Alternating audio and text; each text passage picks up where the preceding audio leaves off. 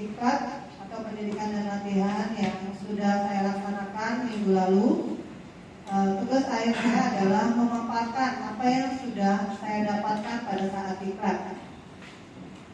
Diklat pembangunan berkelanjutan ini adalah diklat pertama yang diselenggarakan oleh BPSDM dalam rangka mendukung kegiatan pembangunan berkelanjutan. Mungkin teman-teman masih banyak yang awam terkait pembangunan berkelanjutan. Saya juga baru tahu ya, Tapi mungkin sedikit saya akan memaparkan apa yang bisa saya sampaikan ke Bapak Ibu sekalian pada siang hari ini.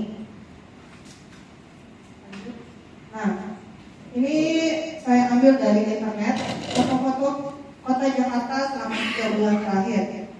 Bapak Ibu bisa lihat di sini ditampilkan bahwa di atas Kota Jakarta ini udaranya sudah tidak bersih lagi. Ada yang setuju dengan saya? Setuju ya? Jadi udara di Kota Jakarta sekarang sudah tidak bersih lagi. Mungkin teman-teman ada yang suka batuk-batuk, ada yang mungkin bersin-bersin. Nah, itu salah satu ciri bahwa udara yang kita hirup itu sudah tidak sehat lagi. Oke, next. Ya, ini saya mau menggambarkan suhu di bumi kita dari setiap tahunnya itu selalu berubah. Ini ada gambaran. Ya, mungkin sedikit saya bacakan ya. Jadi dari sini ke sini adalah tahun 1 sampai tahun 2040. Di belakang ini adalah dari 2400 sebelum Masehi sampai dengan 0 Masehi ya. Jadi ini adalah pergerakan suhu yang ada di bumi. Sekarang ini kita ada di 57 derajat Fahrenheit atau mungkin Celciusnya kurang lebih 33 sampai 35 derajat Celcius. Itu adalah suhu permukaan bumi atau suhu udara yang mungkin sekarang ini setiap hari kita rasakan. Dari sini ke sini ini ada perbedaan suhu. Semakin hari, setiap 100 tahun itu ada peningkatan suhu permukaan bumi. Kurang lebih suhu rata-rata di permukaan bumi itu naik sekitar 0,74 atau kurang lebih 0,18 derajat Celcius. Jadi setiap tahunnya terjadi peningkatan suhu yang ada di permukaan bumi. Mungkin kalau teman-teman merasakan sekarang ini Jakarta lebih panas atau lebih dingin? Panas ya? Nah, itu karena ada pemanasan global. Oke, lanjut. Nah, bagaimana bisa timbul pemanasan global? Mungkin sedikit saya menggambarkan bahwa kita ini menghirup udara yang ada di 0 sampai 10 km di atas permukaan laut ya. Jadi dari titik kita berdiri sekarang sampai ke atas 10 km itu adalah udara yang bisa kita hirup. Ya, baik itu udara bersih maupun udara kotor. Kalau di sini sumbernya dari PP nomor 22 tahun 2021, manusia dan makhluk hidup menghirup udara bebas di zona udara ambien, yaitu adalah udara yang ada di sini ya, 10 km ke atas. Di atasnya itu ada yang namanya lapisan ozon. Ada yang tahu lapisan ozon? Mungkin ada yang backgroundnya biologi atau kimia. Lapisan ozon itulah yang menjadi lapisan bumi yang menghalangi panas matahari langsung masuk ke permukaan bumi, sehingga kita tidak langsung merasakan panasnya matahari karena lapisan ozon tersebut. Nah, ini dia lapisan ozonnya ada di sebelah sini. Sementara di atasnya sendiri itu namanya mesosphere. Ya, mungkin bahasa ilmiahnya itu luar angkasa kali ya, mungkin seperti itu ya. Oke, next. Ya, Nah, ini saya mau menggambarkan bumi kita yang sekarang. Itu menurut Undang-Undang Nomor 24 Tahun 92 tentang tata ruang, lingkungan hidup kita ini terdiri dari 3 bagian atau 3 ruang, yaitu lingkungan alam atau ekosistem, lingkungan sosial atau sosiosistem, dan lingkungan hidup buatan sesama manusia atau man-made system. Jadi gambar di sebelah itu mungkin teman-teman lihat ya, ada mobil, di sebelah mobil ada pohon, di sebelahnya pohon ada sungai. Ya, jadi kita ini ada di satu kesatuan yang digambarkan oleh yang di depan sini ya. Artinya kita tidak terlepas dari alam yang ada di sekitar kita, dan kita juga tidak bisa berdiri sendiri, harus tetap berinteraksi dengan alam yang ada di sekitar kita. Ya, next. Nah, kenapa terjadi pemanasan global? Inilah yang menyebabkan pemanasan global. Sini ada presentasinya. 28% itu dari transportasi. Kalau Bapak Ibu memakai kendaraan pribadi, mobil, motor, dan umum, mungkin apa lagi ya? Bus. Ini yang menyumbang polusi udaranya kurang lebih 28%. Lalu ada juga dari agriculture atau tanaman atau perkebunan 10%. Kenapa bisa ya? Ada yang tahu? Hah? Bukan dibakar. Jadi agriculture atau tanaman atau tumbuhan ini pada pagi hingga sore hari mereka mengeluarkan O2. Tapi pada malam hari mereka sama dengan kita menghirup O2. Ya. Jadi mereka menghirup O2, mereka akan melepaskan karbon juga. Jadi itu yang bikin mengkontribusi 10% ya dari polusi udara atau pemanasan global. Lanjut, di sini ada 20% industri. Nah, mungkin ini yang 20% teman-teman sudah tahu ya. Di Jakarta ini ada beberapa titik di seputaran Jakarta yang mengakibatkan polusi udara. Ya, ada 13 titik kalau nggak salah, itu pabrik-pabrik yang ada di seputaran Jakarta yang menjadi kontribusi polusi udara di Jakarta semakin memburuk. Ya, ini dia 20% industri. Lalu 10% komersial dan residensial, yaitu rumah tangga. Ya, rumah tangga juga menghasilkan polusi, bisa dari masakan, bisa dari sisa sampahnya, ya. Terus electricity atau pembangkit listrik itu juga sama, punya kontribusi 32%. Apa aja sih yang dihasilkan dari penyumbang polusi? Ini adalah metana, 9% metana. Mungkin kalau teman-teman pernah tahu TPA yang di Bandung meledak, itu karena gas metana.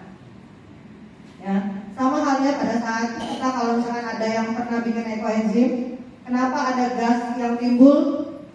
Itu karena mengeluarkan metana. Ya, gitu. Terus ada juga namanya nitrous oxide atau oksigen nitrogen apa gitu namanya, saya lupa. Lanjut, terus yang paling besar adalah 82% adalah karbon dioksida, CO2 ya. Itu bisa dari transportasi kayak knalpot, asap knalpot itu menghasilkan CO2. Lalu ada fluorinated gases, ini biasanya dari AC. Next. Nah, ini adalah pilihan ya. Mohon maaf kalau tulisan penjelasannya pakai bahasa Inggris, mungkin sedikit saya menggambarkan bahwa ini pilihan kita apabila kita tidak melakukan aksi dalam perubahan iklim. Sementara yang di sebelah kanan adalah saat kita melakukan perubahan iklim. Ya, bisa dilihat di sini ada feedstock, artinya kebutuhan akan ikan kita akan berkurang. Stok ikan kita akan berkurang apabila kita tidak melakukan perubahan iklim. Lalu ada banjir yang mengakibatkan kita nih akan kehilangan dan akan kerugian lah ya. Terus ada kenaikan permukaan air laut.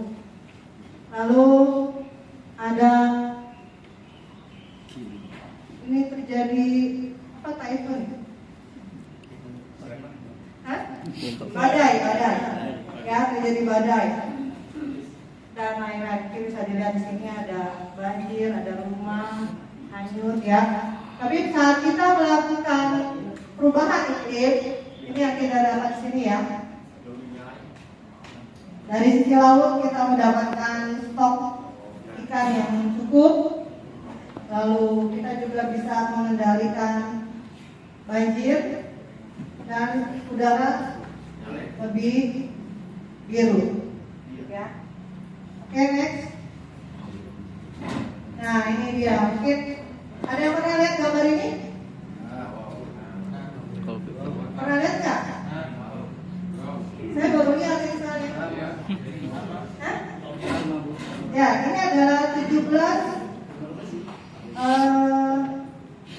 Sustainable Development yang dicanangkan Indonesia dalam mendukung kegiatan perubahan iklim ya. Tadi yang saya angkat adalah yang poin nomor 13, climate action. Artinya kita diharapkan untuk melakukan perubahan iklim dengan apa saja? Ya, next. Nah, ini dia. Ini salah satu contoh untuk mengurangi emisi gas. Apa aja sih yang bisa mengurangi emisi gas rumah kaca ini? Adalah satu, mengurangi kendaraan pribadi. Semua pasti bawa pakai kendaraan pribadi ya. Sepeda, nah ini sepeda itu bagus, itu nggak ada polusi ya. Cuma buat yang pakai motor, yang pakai mobil, kurangi ya. Bukannya nggak boleh yang pakai kendaraan pribadi, tapi kurangi. Dua, membatasi penggunaan pendingin udara atau AC. Nah ini mungkin bisa dimatikan ya. Oke, kalau sekarang jangan terlalu banyak orang. Pada saat tidak ada orang bisa dimatikan ya. Nomor 3, efisiensi penggunaan listrik sebagai solusi mengurangi emisi gas rumah kaca. Itu tadi ya, pada saat tidak ada orang di dalam ruangan, lampu bisa dimatikan, AC bisa dimatikan supaya lebih hemat listrik. Nomor 4 tadi ya, mengurangi emisi gas rumah kaca dengan pengelolaan sampah yang baik. Nah, ini nih tugas siapa ya?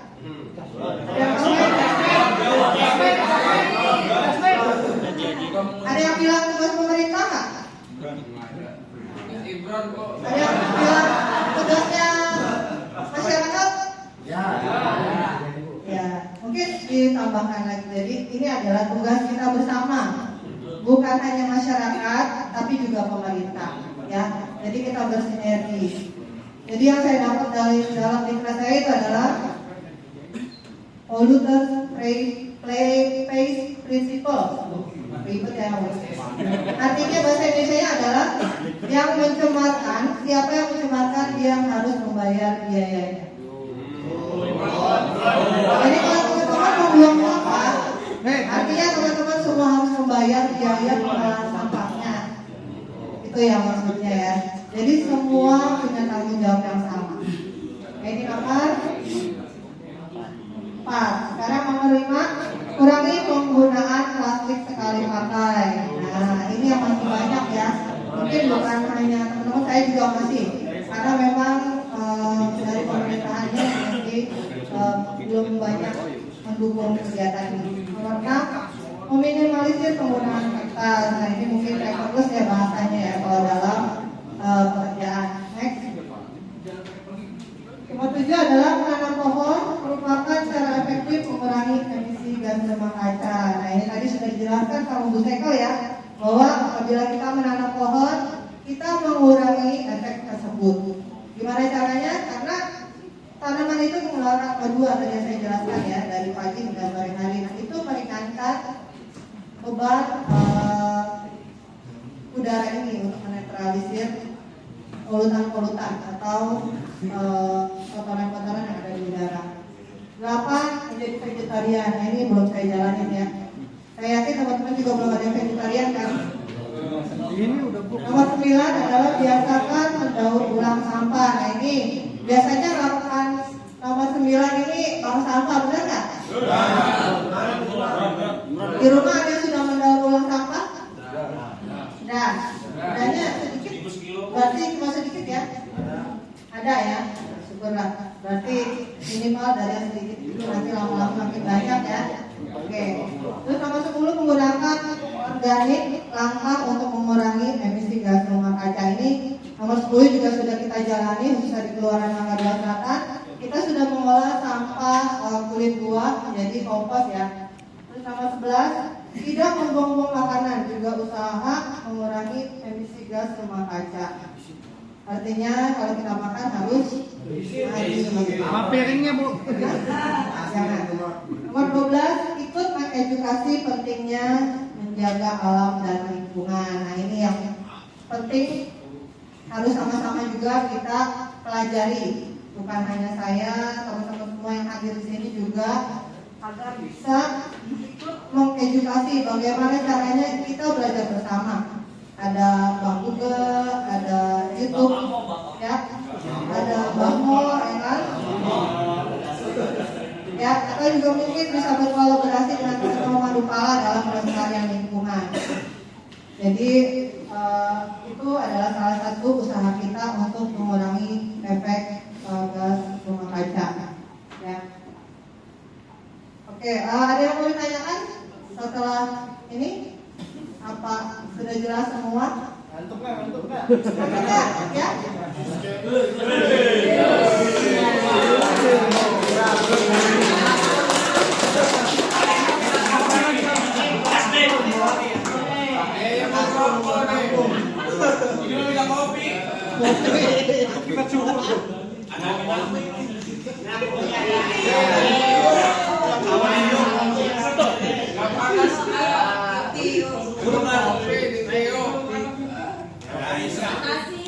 Baterainya nggak ada. Jangan ribut. Saya nanya ribut, karena ribut. Nama saya Tasbih dari RT 1 RW 12.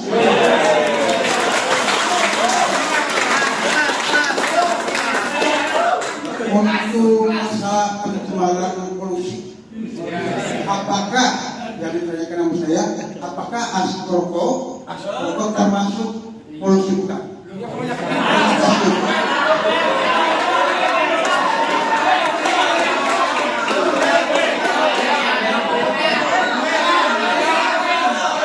Ya, saya jawab langsung ya. Asap rokok itu salah satu polusi udara. Jadi asap rokok itu banyak mengandung zat-zat yang membahayakan atau zat-zat yang bersifat karsinogenik. Ada yang tahu karsinogenik? Itu adalah zat-zat pemicu kanker. Ya. Jadi kalau teman-teman masih pada rokok, sebisa mungkin jangan terhirup sama keluarga yang ada di rumah.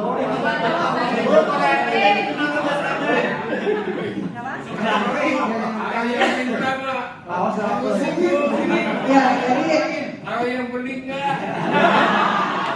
ya, jadi itu ya. Rokok adalah polusi udara. Sebisa mungkin kita bisa menguranginya ya. Atau udaranya. Oke, terima kasih buat pertanyaan. Ada lagi yang mau ditanyakan?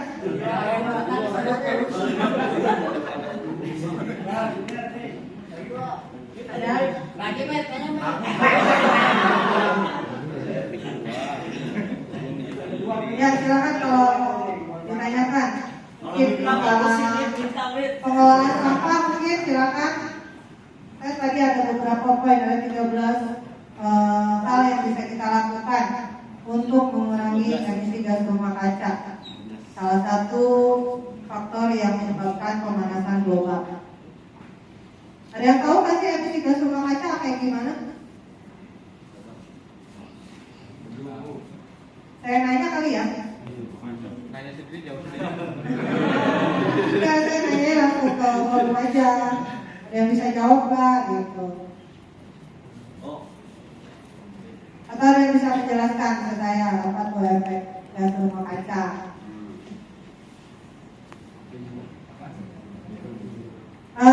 Kalau misalkan teman-teman yang naik mobil pada siang hari, ya kan? Biasanya kan mobil itu tertutup ya kacanya karena kita pakai AC di dalam mobil. Pada siang hari itu kan panas matahari pasti akan mengenai mobil kita dari luar. Rasanya seperti apa? Ada rasa panas ya dari atas. Panasnya nggak langsung keluar karena tertutup. Itu adalah efek gas rumah kaca. Ya, tapi itu yang dialami oleh bumi kita. Saat panas matahari masuk ke bumi melalui ozon. Tadi kan ada lapisan ozon ya. Masuk dari matahari, sinarnya masuk ke bumi, itu kan panasnya luar biasa.